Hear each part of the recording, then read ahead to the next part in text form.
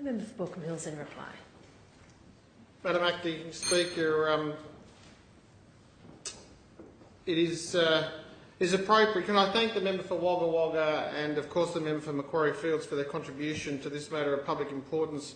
Some would say that it is not appropriate for state parliaments to make significant ceremonial commemorations towards the First World War because, indeed, Veterans Affairs and Defence Policy are in the federal jurisdiction, but it is highly appropriate for this chamber to make appropriate commemorations because it was this chamber in 1853 that farewelled the Maori War soldiers, New South Wales soldiers to the Maori Wars. It was this chamber that in 1885 farewelled New South Wales contingents to the Sudan to fight the Mahdi and his dervishes.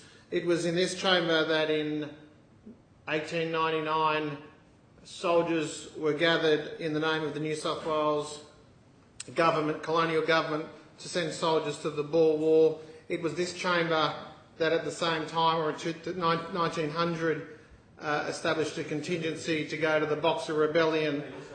It was indeed, Madam Acting Speaker, in this chamber that the First World War soldiers were farewelled, but it was the first time that this chamber saw soldiers leave Australia without having to make policy to that benefit. Madam Acting Speaker, on the eve of the war, the Foreign Secretary said the lamps are going out all over Europe and we shall not see them lit again in our lifetime.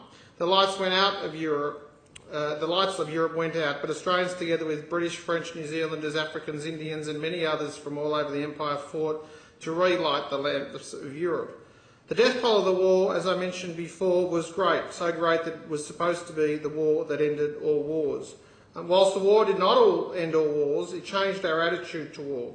We learnt that Dulciet decorum est pro patria mori was an old line. For the uninitiated, that of course translates to "it is sweet and fitting to die for your country." We thank you to the member for Macquarie Fields, who's probably learnt a bit more Latin than I have. We learned about the horrors of war, horrors that came about as a result of new technologies, but we also learned of great courage, awesome mateship and extraordinary ingenuity of the Australian digger. We managed to find ourselves as a nation come across and come together as a nation. And now we are all inheritors of the legacy of the digger who continues to fight for our freedom and values. The New South Wales Government is commemorating Australia's contribution to relighting the lamps of Europe. It is recognising those who served, the soldiers, sailors and merchant marines, and of course the nurses. I initially spoke of the need to conceptualise memorials. That is why, as part of the development of the Anzac Memorial in Hyde Park, the government is installing an education centre.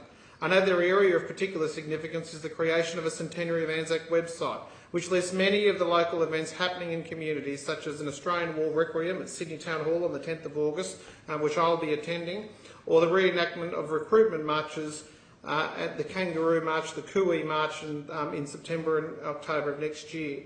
The centenary of the First World War is extremely important to the people of New South Wales, and it is appropriate that this Parliament supports that.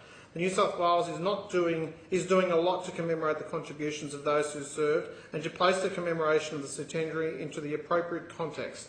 And that is, Madam Acting Speaker, to ensure that we will never forget. The matter of public importance